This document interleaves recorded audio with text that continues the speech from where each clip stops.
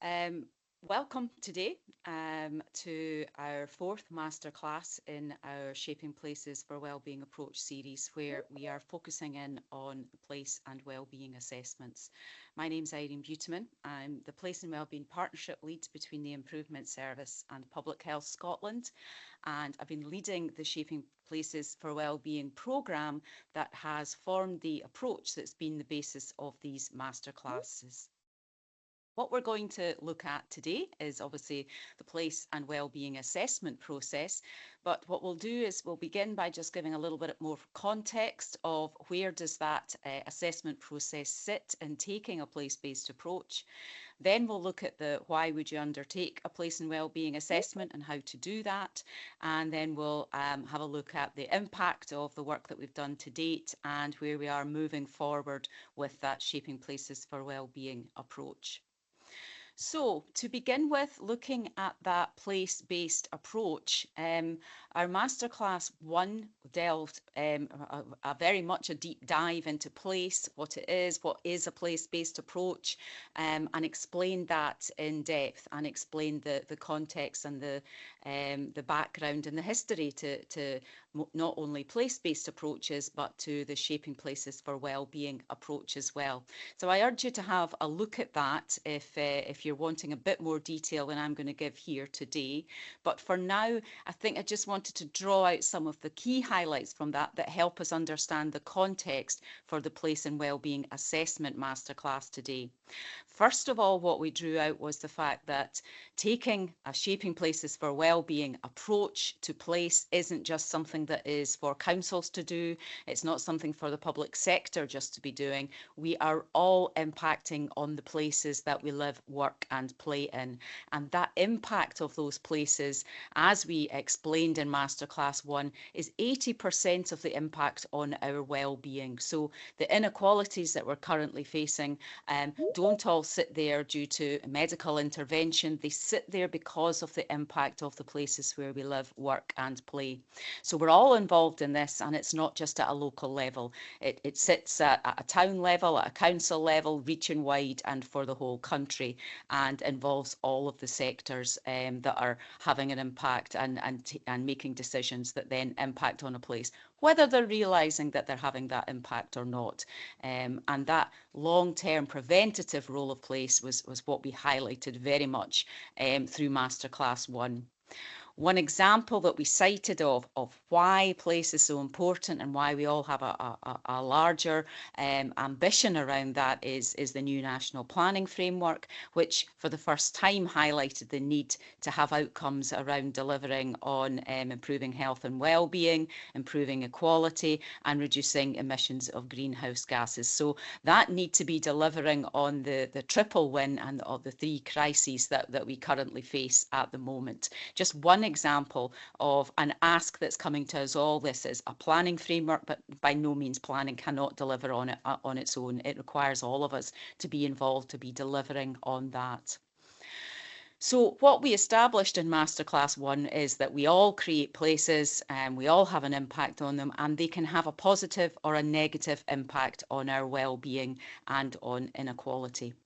And therefore, when we're taking a place-based approach, it's in order to have that in mind and to play our part in making sure that what we're creating is places that enable people to thrive.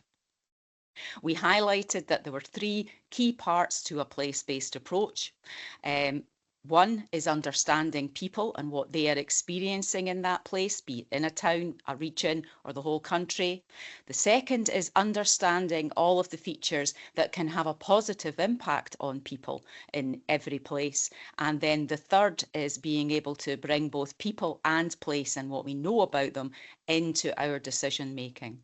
And we explained that the Shaping Places for Wellbeing approach has been doing that and been supporting that by looking at data on inequality around people, looking at the factual quantitative data and the qualitative community insight to let us know and support where we were working to develop that insight into what people are experiencing in their area.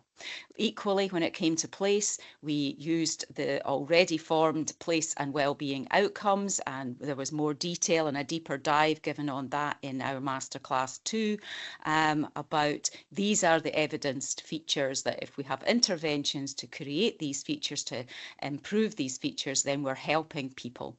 That quantitative and qualitative data aspect about people was covered in Masterclass 3 as well. So there's a huge resource there to go, recorded on the website to get more background. But for today, what we're looking at is that final aspect, decisions, and how they impact people and place. The decisions that we make, how are they having an impact across the places that we are living in, and whether we're aware of that. And we're particularly focusing in then on place and wellbeing assessment. So a lot of resource already there to give background to this context, and today is very much just a deeper dive into those place and wellbeing assessments. So, as I say, looking at the why and how of a place and wellbeing assessment, and why we should be using them and how we should go about doing that.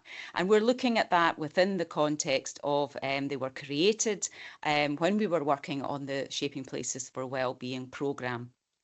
So the programme itself sits with a high level ambition there outlined in the green, which is that triple win about improving the well-being of Scotland by reducing our significant inequality in health of our people and addressing the health of our planet. It was embedded in that purple band at the bottom and creating system change in local processes to deliver on the place and wellbeing outcomes, which had already been established when the programme came into being. And we were about embedding those in order to deliver on that bigger ambition.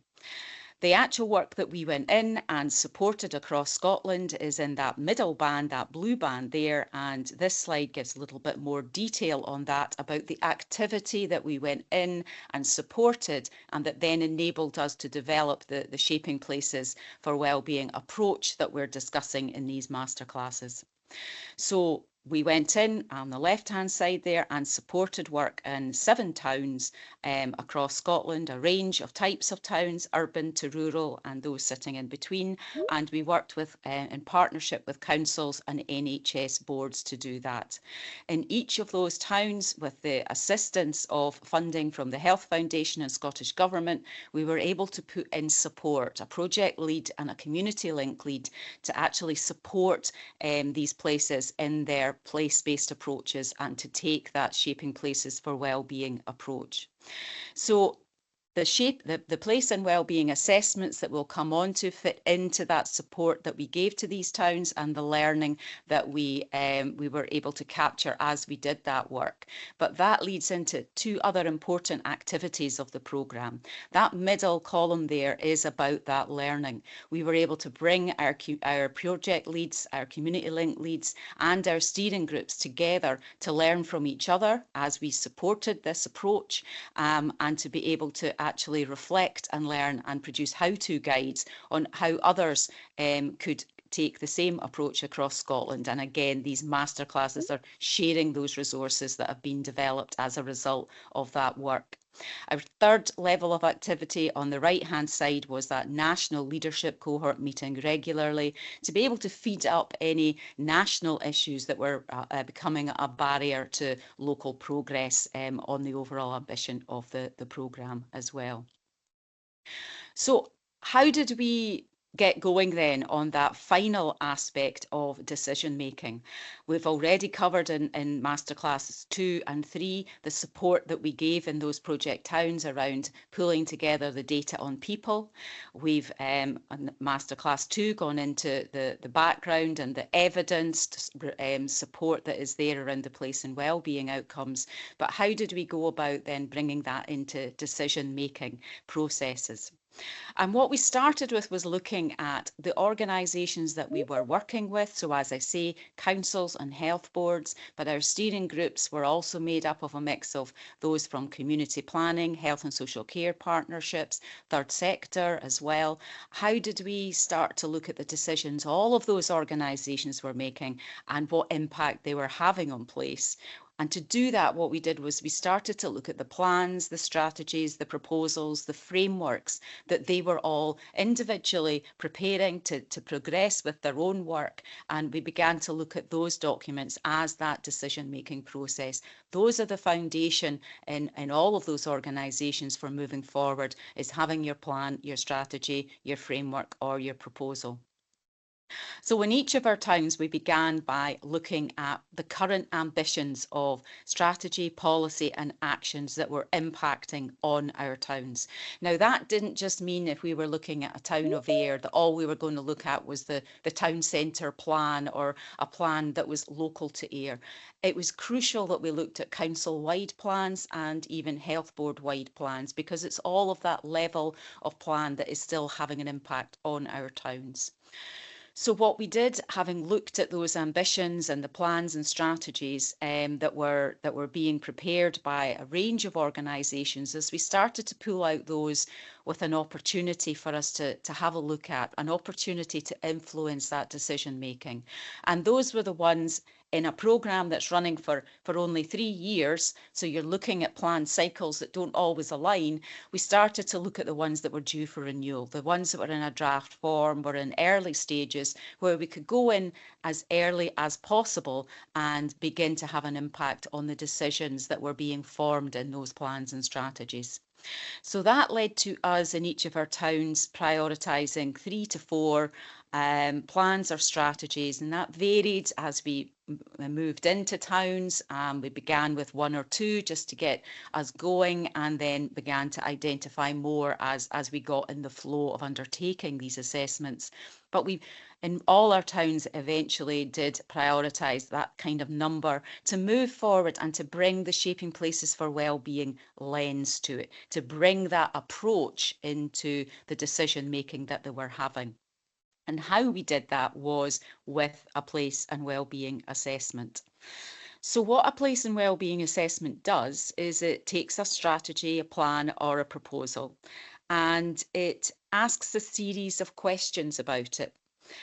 What it asks initially is, looking at this plan or strategy, how does it impact on each of the features that we need to get right in a place? So a housing strategy may well impact on the housing outcome, housing, place and wellbeing outcome, but how is it impacting on everybody's right to have active travel, to be able to access walking and cycling, everybody's right to access public transport, the importance of that in their well-being.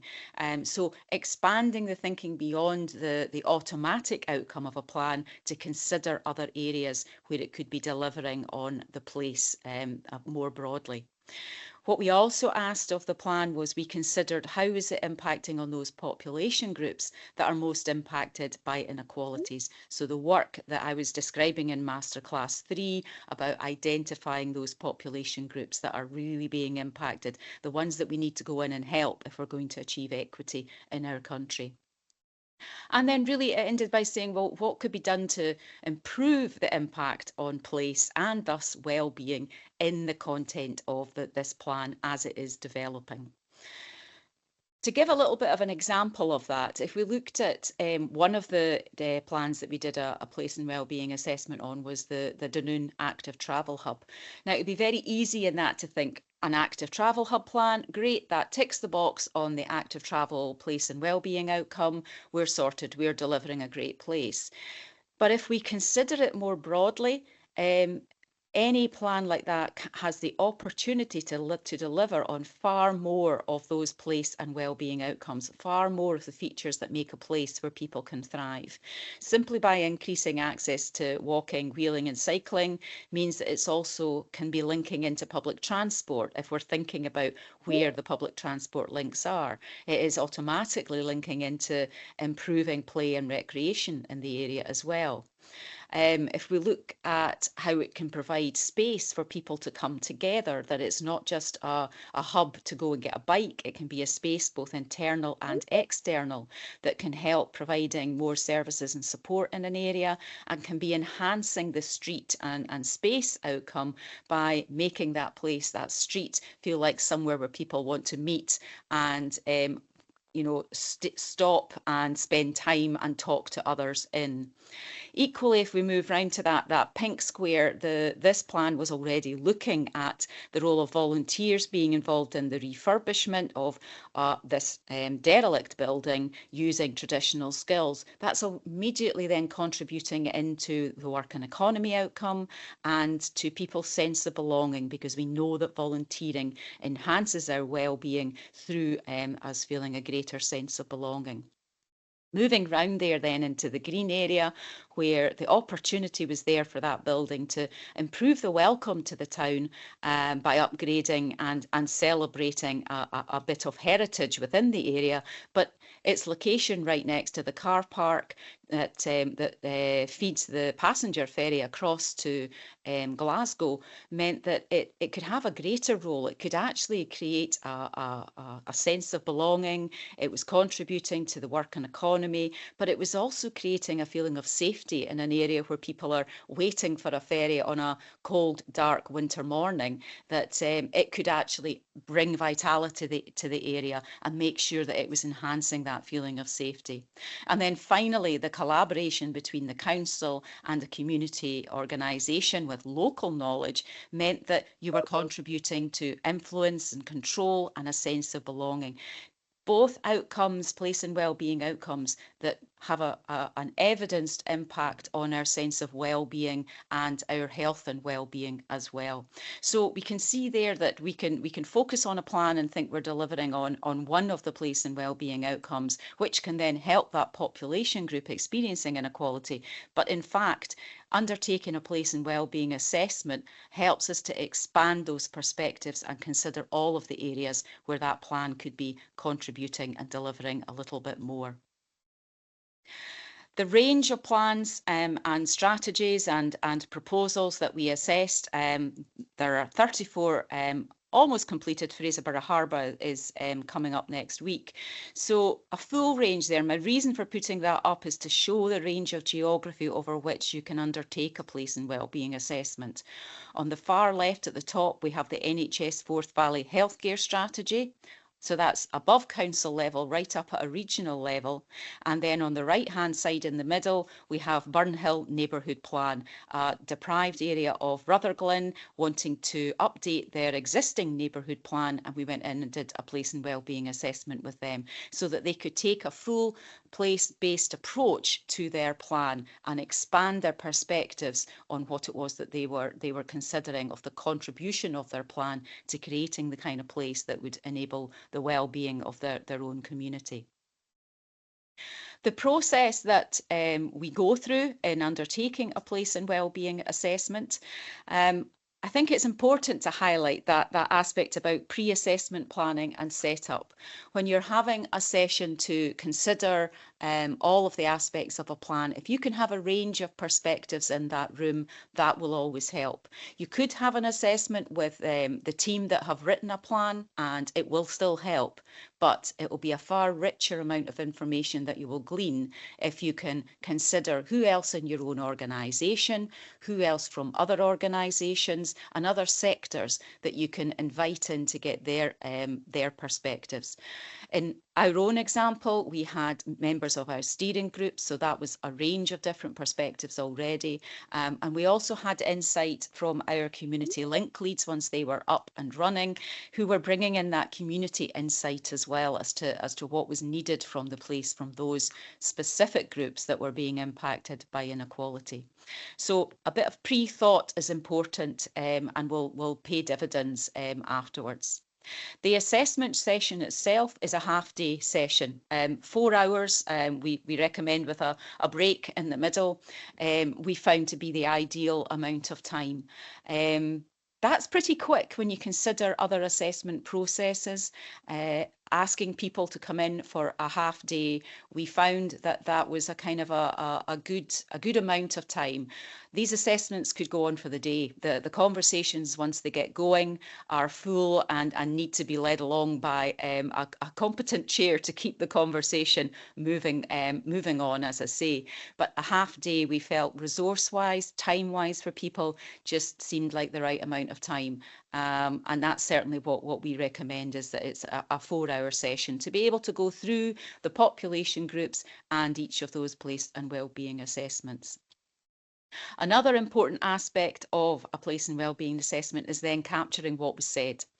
And through the session, asking those that are in the room with not just their thoughts on how the plan is delivering on the place and wellbeing outcomes and how it is helping those experiencing inequality, but what do they feel perhaps could be changed, could be done differently by the plan in order to do more to deliver on the place and wellbeing outcomes and those population groups that are experiencing inequality. So we captured those in assessment reports, and then all of that was fed back to the owner of the plan. And it was for them then to move forward with recommendations. And I'll come on to a little bit more about that, about how to help them moving forward of those recommendations. But I think an important thing to highlight here is that that's all they are. They're not tied. They're not saying this has got to be included. This isn't a group coming together and taking over what the plan content will be. They are recommendations. And in many cases, we found they couldn't be moved forward. There simply wasn't, there was the aspiration, but not the resource to do that, or the timing wasn't quite right. But what it did do was give a full range of recommendations for the plan writers to be able to broaden their perspectives and to welcome that ability to broaden their perspectives in the content of the plan as it developed. So as I say, there are the place and wellbeing assessment reports that we prepared are all were all completed. They're all on our website, and I think what they can give you is some security and confidence and examples of the different range of plans that we looked at, the types of recommendations that flowed from them, and the way that we set up and captured the conversation, and how we wrote the recommendations, and how over time we refined the writing of those recommendations for the clarity, and realizing that moving forward the recommendations was always helped by a really clear written recommendation as well. So they are all sitting there on the website for you to have a look through. Full range from a local outcome improvement plan to the neighbourhood plan that I was referring to earlier, and then also to West Dunbartonshire's Health and Social Care Partnership Strategic Plan. So not always the typical plan that you might think would be dealing with place, such as a local development plan, which we did do assessments of, but other areas that are part of that preventative role of keeping us well and are contributing into reducing inequalities, and getting them to consider the role of place in a local outcome improvement plan as strongly as it possibly can, for example. So what we overall started to have a feeling about was that there were things coming across that were adding value. The range of perspectives in the room, we realised, was really important, and we were getting that feedback around that from those taking part as well. But not just that the range of perspectives in the room helped when we were shaping up the recommendations that would come from the conversation.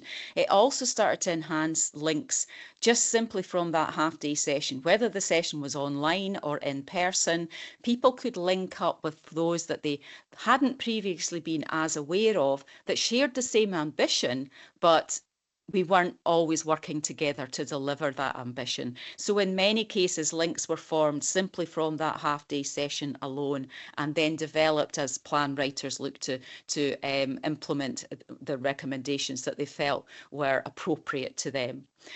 It was crucial to have clarity on the governance of the process for ourselves. That was more easily done because we had a steering group, but we needed that ownership as well of the plan writer, and that buy-in from them. And that highlighting the fact that the recommendations were group-led. It wasn't us coming in and giving recommendations, it was the group themselves that were coming up with those recommendations.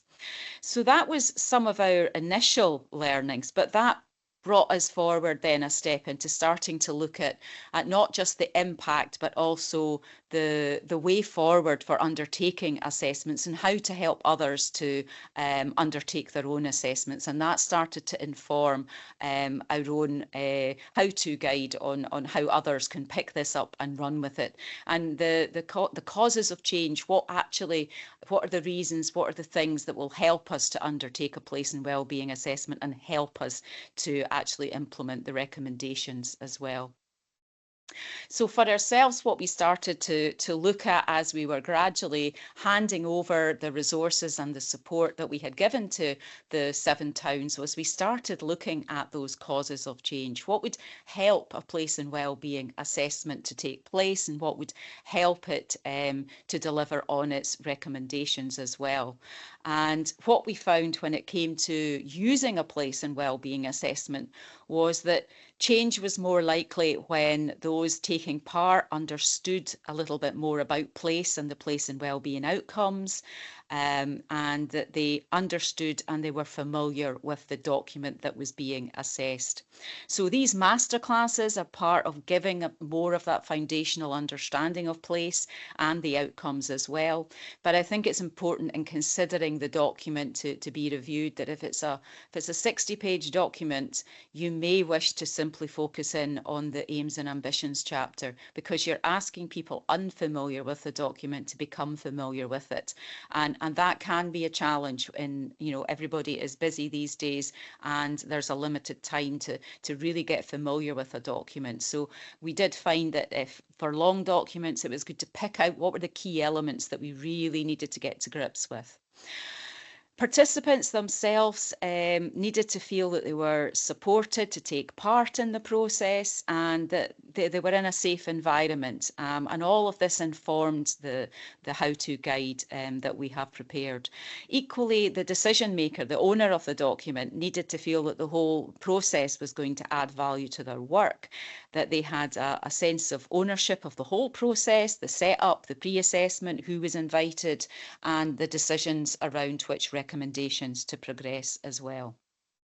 Equally, decision makers had to be open to receiving the kind of feedback that they would get from the session, and to be open to a constructive approach to the recommendations that they would receive. And final one there is that participants needed to be engaged for the duration of the assessment. And that comes back to my point about it being a half-day session rather than making it any longer. We found that that was sufficient to keep people engaged. Any longer and people were getting called out to take other calls, other meetings. People are so busy that a half-day session is a very rapid way of doing this and a very efficient use of time. So the other thing in looking at the causes of change was we also looked at the actual recommendations. So every one of these assessments came forward with a range of recommendations sitting under both the population groups and sitting under each of the place and wellbeing assessments. And what we found overall was the absolute importance of a well-written recommendation that could be understood, and that the recommendations were adding value to the document, and the document writer could see the value that they were adding. The decision makers and the document owner needed to feel that the recommendations that were coming forward were relevant and actionable and achievable. So thinking about that during the session and recording those recommendations is important, because that decision maker has to feel that these recommendations are something that are going to support their change rather than expand the work that they have to do. We were not about doing that at all. It was about enhancing what they were already doing and building stronger partnerships with all of the relevant stakeholders to embed those recommendations. So building on that collaborative work and making those connections with others who had the same ambition around that delivery of a great place.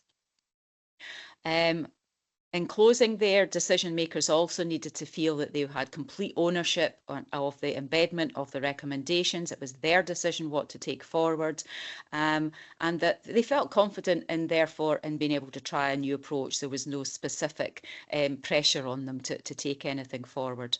And that the work that was suggested in the recommendations was still aligning with their existing priorities. So I think that these elements are important for anybody considering undertaking a place and wellbeing assessment. This is to expand perspectives, not to add so much on to the work that's already ongoing that it feels like too overwhelming. That isn't the idea of it. It is opening up those opportunities for collaboration.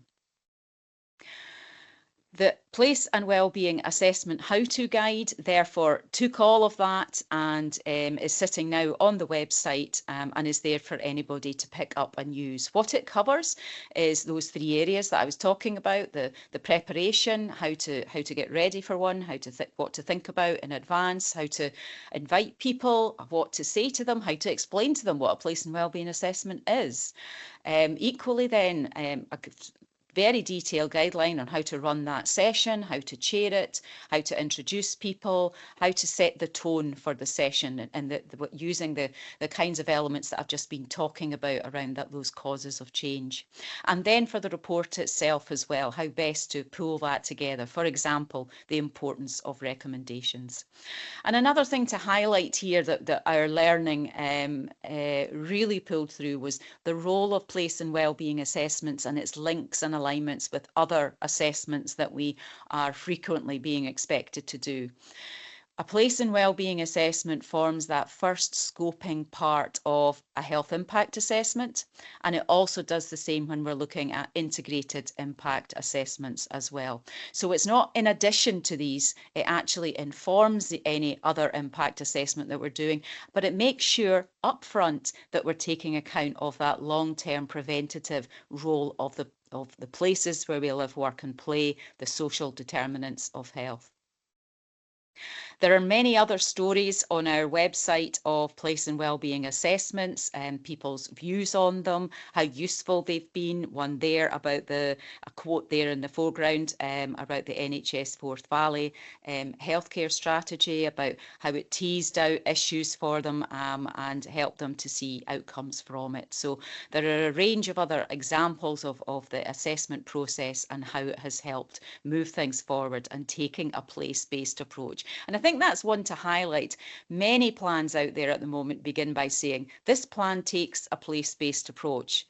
And I then read the plan and I don't see that it actually does. It talks about a local place, but that is not a place-based approach. If we're wanting to take that place-based approach, then we need to be looking at the 3 areas and we need to be looking at decision making, and using a place and wellbeing assessment is a very good way to do that. Few examples there of people's thinking around broadening their perspectives to take part in the process and thinking about things they wouldn't have normally thought about. And equally, there's a very detailed, we'll be sending out these slides, but this is a much more detailed quote from Fraserburgh about the Fraserburgh Primary School merger, and the feeling from Maxine Booth, who is dealing with all of the primary school changes up in Aberdeenshire, about how she felt at an early stage of the project it could speed up the process and provide information that would be valuable to the completion of the integrated impact assessment, and that it provided a clear and replicable place-based structure to facilitate place-based decision making. And they are now using place and wellbeing assessments within their other school-based decisions across Aberdeenshire. Other impact in towns is Aberdeenshire is indeed rolling out the whole place and wellbeing approach across their whole council. So that's not just assessments, that's the use of the place and wellbeing outcomes as well. South Lanarkshire is looking at embedding the place and wellbeing assessment approach into all their neighbourhood plans, having undertaken it with the the Burnhill one in Rutherglen. And third sector wise, this is just a range from a council wide down to a more local. The Dunoon Community Trust Development Trust are looking at the approach to inform their impending place plan as well. So a full range of those that are looking at the assessment process. So to finish, the support that sits now for in the Shaping Places approach, we have those website resources that I'll come on and show a link at the end, and I think there's already links in going into the chat. That national learning cohort is the Masterclass series that we're involved in today. And then we've also been giving some bespoke support as well, while our team is here supporting us with their very rich experience until the end of this year. When it comes to place and wellbeing assessments, that's involved looking beyond our 7 initial towns to other areas who have been in touch and who we're working with to support them on taking undertaking a place and wellbeing assessment. The Masterclass series, as I say, this is the final one in the first 4, and they are all available on the website. This one will be shortly as well. And as we move forward into the new year, we'll be looking at place-based approaches in action. Who has been applying the Shaping Places for a Wellbeing approach, and giving you more detail around that. So watch this space around that.